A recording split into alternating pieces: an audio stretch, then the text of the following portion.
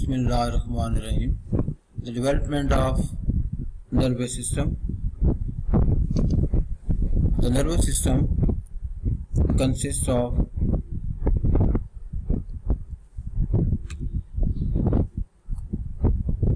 three main parts.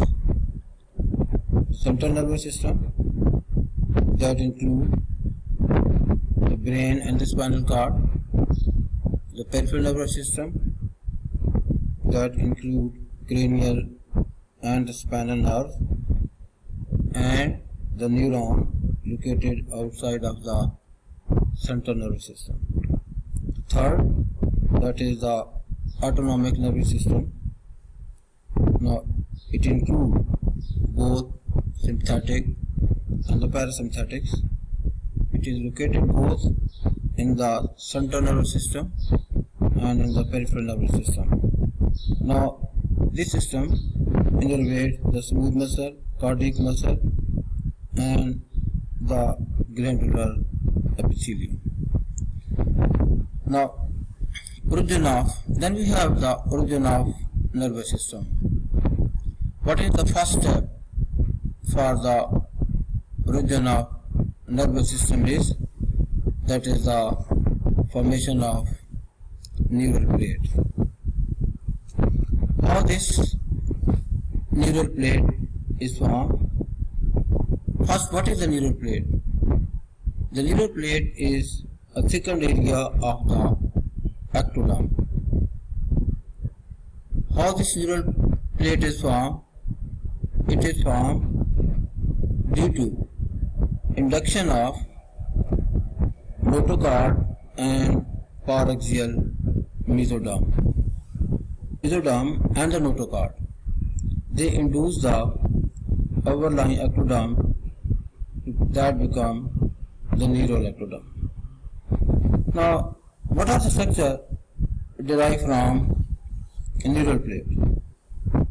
From neural plate, we derive brain and spinal cord, and second most important structure, that is the neurocrest cells. The neurocrest cells, they give origin to the autonomic ganglia, that is the ganglia of sympathetic and parasympathetic system. The cranial nerve ganglia, that is the ganglia associated with the cranial nerve, that for example the third nerve ganglia, that we call the ciliary ganglia, and the spinal nerve ganglia, that is our dorsal root ganglia. Now, neural plate was, we discussed the neural plate, and we see that the neural plate, it at the 23 to 22 day of the development, there is a formation of neural groove. Now this neural groove,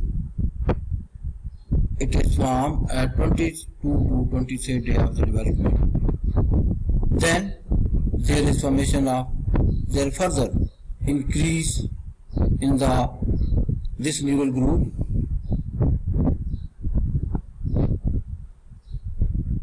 and then we have the formation of neural fold.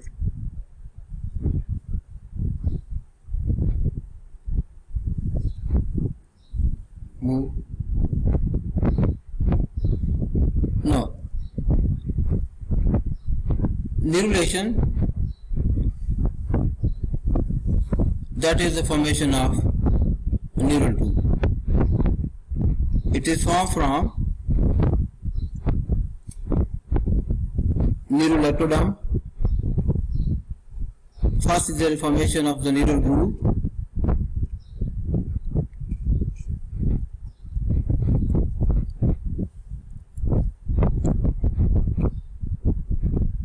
Look at this one, this image is neural groove. Then this neural groove is further deepened. Look at the neural fold, and then this edges of this neural groove, they become fused, and finally we have got the formation of a neural tube. This whole process, we call it as a neurulation. That is the formation of neural tube. You look at that the ectoderm, it's become a continuous, and then you see there is a presence of the neurocrest cells. The neurocrest cells which going to form, which has got the difference derivative. Now cranial 2/3 of the neural plate and the neural tube. Cranial 2/3 of the neural plate and the neural tube, they form or they represent the feature brain, while caudal 1/3 of the neural plate and the neural tube, they form feature spinal cord.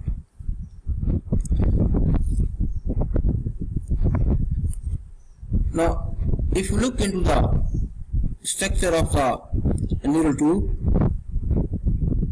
we see that there are different type of, the three type of zonation of the lateral wall of the neural tube. The first, the inner one, if we see it, that is, we call it as a ventricle zone. Ventricle zone. This ventricle zone inside, it is composed of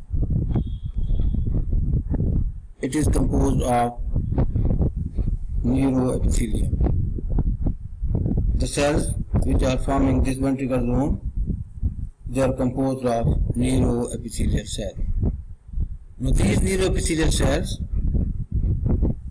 they are the mother of all the cells, that is of the neuron and the supporting tissue, that is the microglial cells, except for the one cell that we call it as a macroglia, which is derived from the blood or the vascular mesenchyme.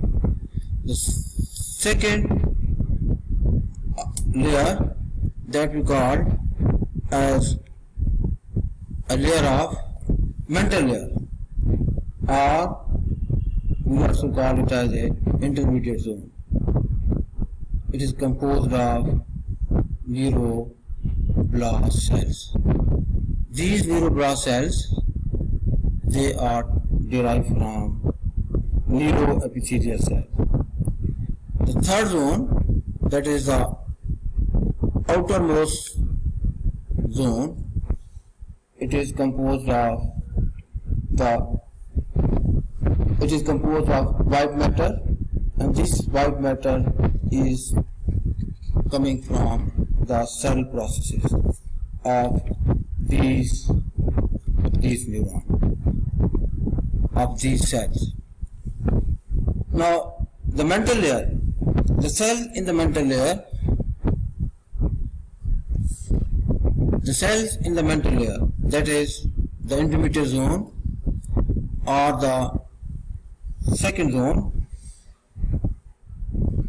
they divide more rapidly in the anterior part than in the posterior part of the neural tube. These cells in the anterior part of the neural tube, as they increase in number, they occlude they compress the lumen. So on account of this compression, a line separating the compressed interior part from the dorsal part, and that we call as sulcus limitans. Now the ventral or the interior part of this neural tube, we call it as a basilar plate. We call it as a basilar plate.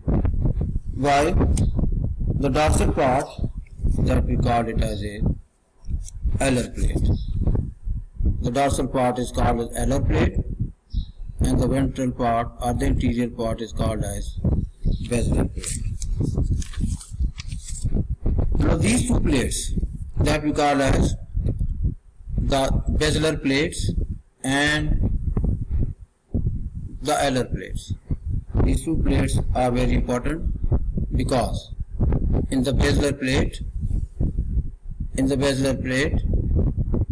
that represents the motor part of our nervous system, while the alar plate that includes the sensory part of the nervous system. Now, so that was the brief introduction of our nervous system. Now we see the development of the brain. How brain develops. The development of brain. Now, for the development of brain, it starts, that is the neural to cranial to fourth pair of somite. It undergo three primary brain vesicles, or simply we can say that the brain develops from three primary brain vesicles. These three primary brain vesicles are forebrain, second midbrain, third hindbrain. Forebrain is also called as prosencephalon, midbrain is called as mesencephalon, and the hindbrain is called as rhombencephalon. So there are first formation of three primary brain vesicles. Then at the 5th week of the development, there are formation of secondary brain vesicles. What are these secondary brain vesicles? That the forebrain, it partially divides into two secondary brain vesicles, that is the telencephalon and the telencephalon and the diencephalon. The midbrain, it does not divide. The midbrain, it does not divide, and the hindbrain, it divides into metencephalon and the myelencephalon. What I want to say is that the 5 secondary brain vesicles are formed. Initially we have got the 3 brain vesicles that we call as the primary brain vesicle. Then we have got the formation of the 5 secondary brain vesicles. These 5 brain vesicles, they are derived from our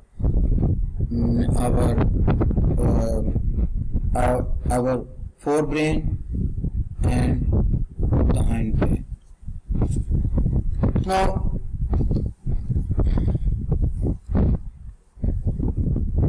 then we have got the flexures of the brain, or the brain flexure. What are these flexures? These flexures are also called as the bend. These are called as a different bend.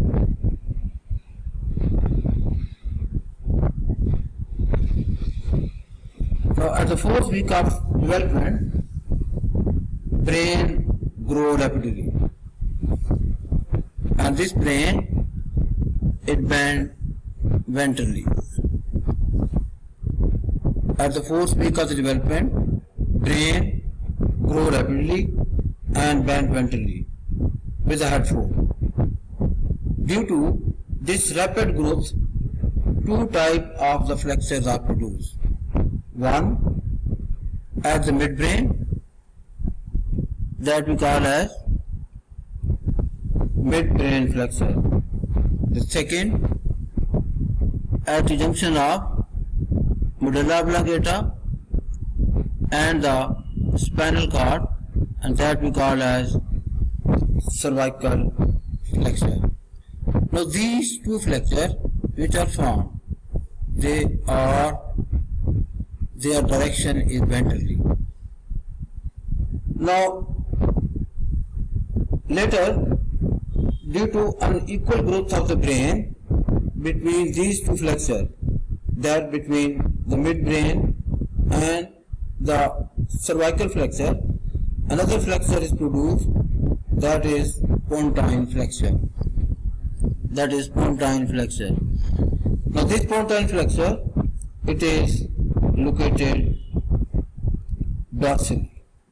It is located dorsally. So we can say the three bands are produced, two bands are ventrally located, and the one that is going to produce at the level of pons, that is our pontine flexure, and that is going to located dorsally.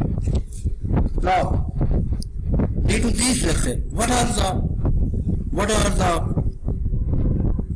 the effect of these flexures? Due to these flexures, there is great variation in the outline of transverse section and the position of the gray and the white matter of the nervous system. Now, then we are going to see what is the development of hindbrain. The hindbrain has got three parts. One, pons, second, medulla, and third, that we call as the cerebellum. That is the cerebellum. Now, these are the three parts of the hindbrain. The cervical flexure, it was at the junction of medulla oblongata and the spinal cord. The pontine flexure, it is at the level of pons. This pontine flexure, it divides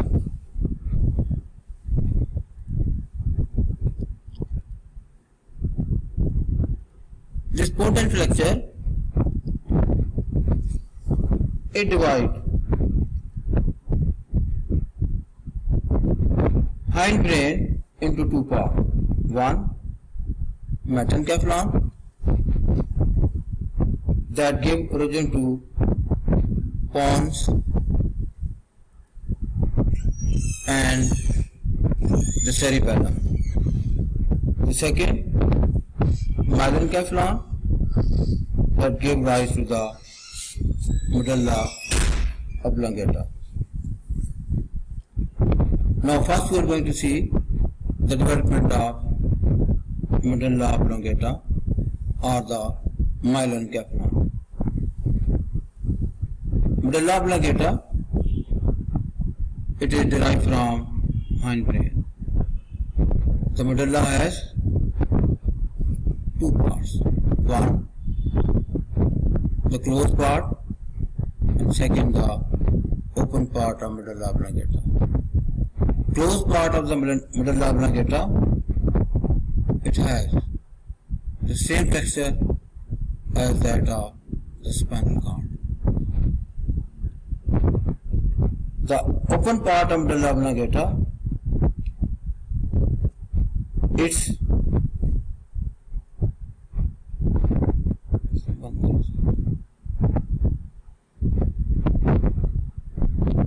medulla oblongata has a two part. One, as I have already mentioned, that is the closed part, and second is the open part of the medulla oblongata.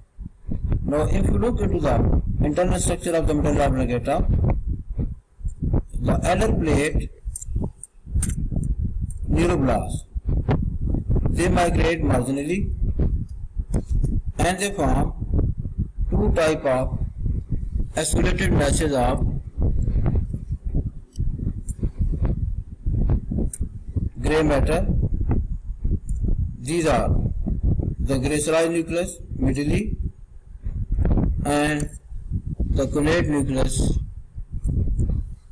laterally.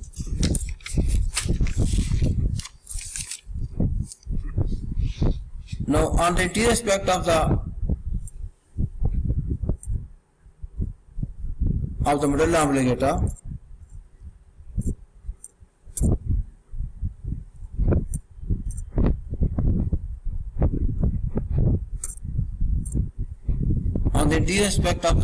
oblongata, if you see, there are presence of pyramid.